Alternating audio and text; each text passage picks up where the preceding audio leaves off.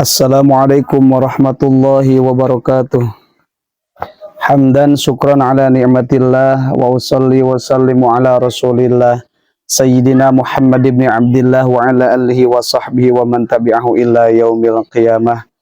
Amma ba'du, ikhwan fillah yang dirahmati Allah subhanahu wa ta'ala, semoga kita semua diberikan kesehatan, keselamatan, dan semoga kita semua dijaga dari mara bahaya, keluarga kita, rumah kita, tempat usaha kita, dan orang-orang yang terdekat dengan kita.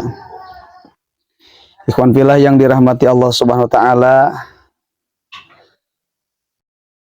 dalam video kali ini saya akan coba memberikan pengetahuan tentang rumah yang sering didatangi oleh malaikat, karena yang datang ke rumah itu adalah ada sosok malaikat yang membawakan rahmat, dan ada sosok iblis ataupun setan yang membawakan laknat, yang mana ketika sosok malaikat masuk rumah kita, maka akan datang kedamaian, ketentraman, serta kelapangan dalam urusan rezeki dan segala hal-hal yang berhubungan dengan keluarga kita.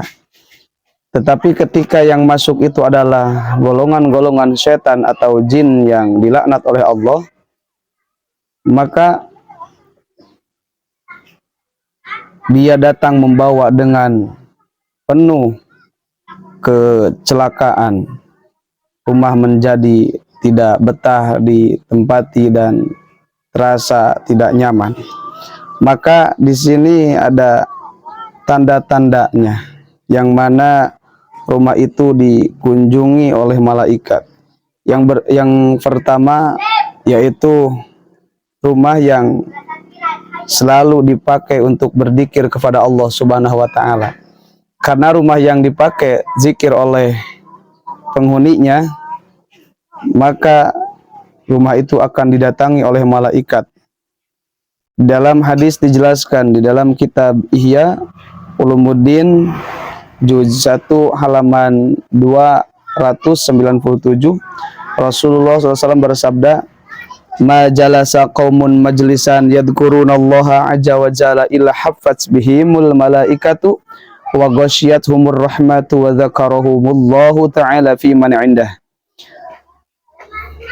Tidaklah satu kaum yang duduk dalam satu majelis, entah rumah, majelis zikir, majelis ilmu, atau di masjid, yadhkurunallaha azza wa jalla, yang mana kaum itu mengingat Allah Subhanahu wa ta'ala, kecuali illa hafaz bihimul malaika, maka malaikat akan menjaganya, malaikat akan mengelilinginya, wa ghasyiyatuhumur rahmah, maka akan diturunkan rahmat untuk penghuni rumah itu, wa dzakarahumullahu ta'ala fi man indahu, dan Allah akan menceritakan orang-orang yang berzikir itu kepada hamba-hamba Allah yang ada di dekatnya, yaitu malaikat Allah Subhanahu wa ta'ala.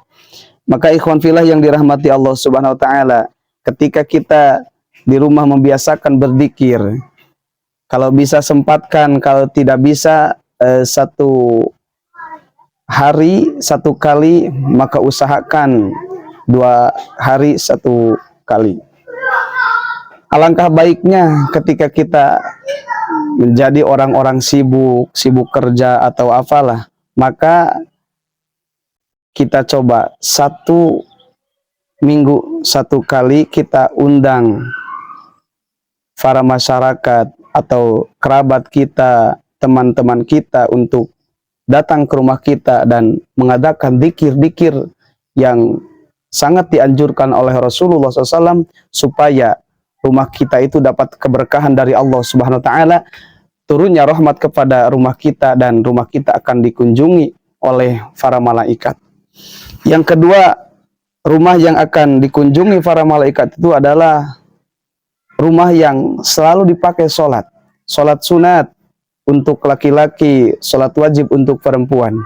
Karena di dalam hadis Rasulullah SAW bersabda, dalam kitab Mukhtarul Hadis, nawiru manazilakum bis salati wa qiraatil Qur'ani.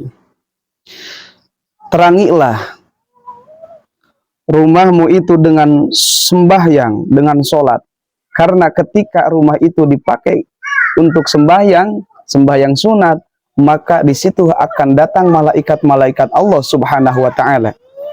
Bahkan dijelaskan dalam sebagian kitab, di dalam kitab Sawi dijelaskan kalau ada malaikat yang silih berganti turun ke bumi.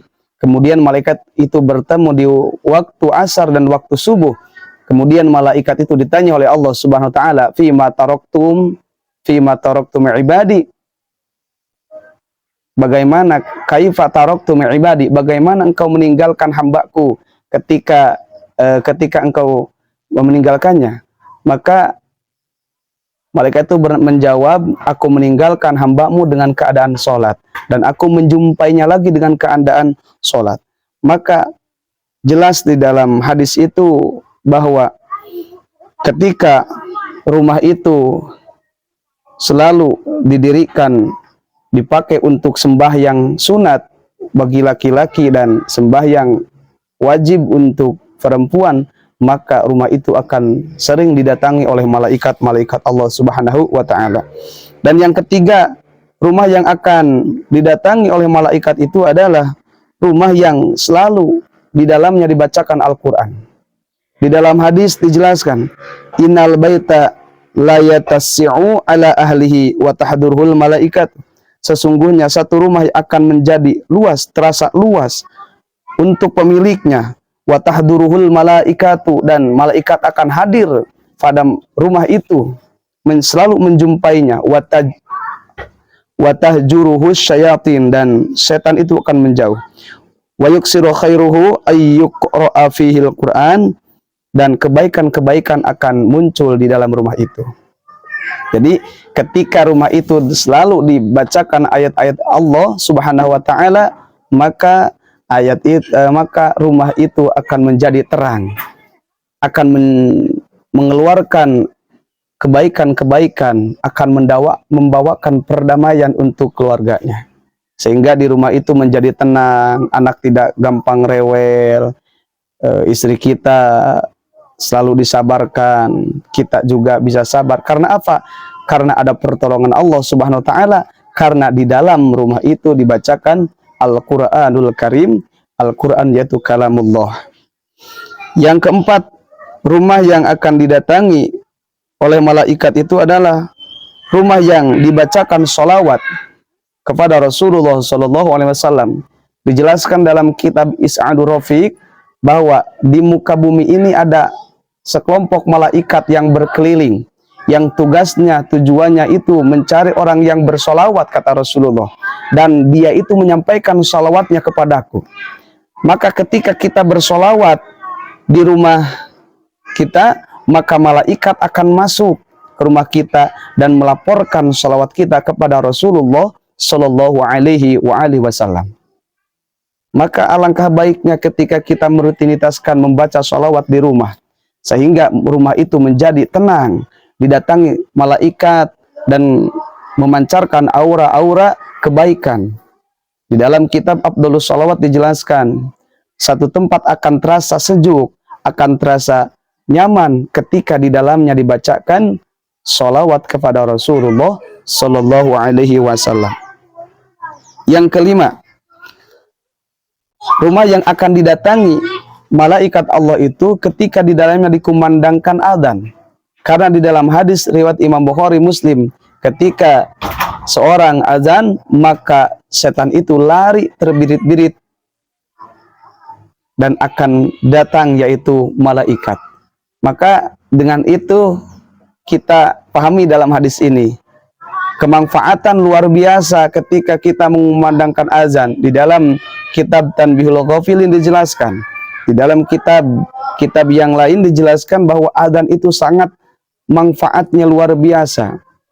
Ketika di dalamnya ada setan-setan, ketika kita azan, maka setan itu akan kabur.